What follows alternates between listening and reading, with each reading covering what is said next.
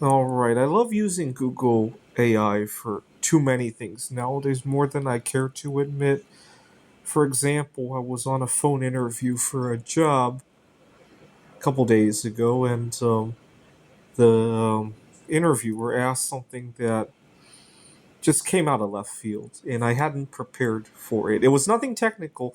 Now, for example, if the job entailed teaching chemistry and the interviewer asked me a chemistry question, I'm not going to Google the answer. I'm just going to give myself trouble for doing that.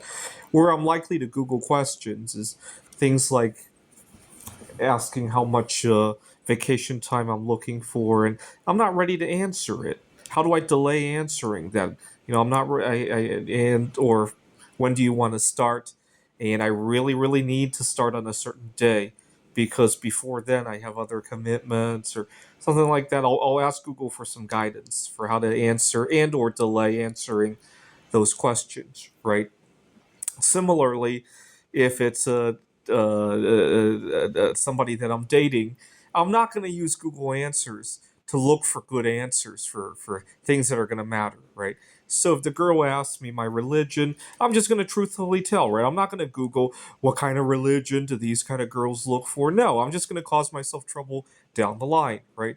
Where I'm likely to Google things is when the girl asks me, what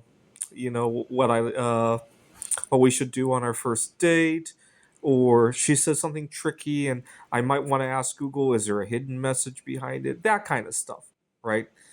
Um, or I recently used it extensively, by the way. I had food allergy kind of issues at work. I teach at a tutoring center. One of my students brought in food that would be tricky for me, and in the past, I've lost jobs for it. I wish Google Answers or Google AI was around back then. I After I got good guidance and I turned things around at my current job, I even went back in time and typed in questions that I should have asked it 5 years ago when I lost other jobs. Long story short, it's too bad Google AI wasn't around. But look at this. I was reading about investing in precious metals, and I was curious what it might look like when we run out of various metals. When we run out of mercury. Obviously, I'm talking about the element. No, the planet Mercury. Hold on. Mercury on the planet Mercury. That's kind of funny.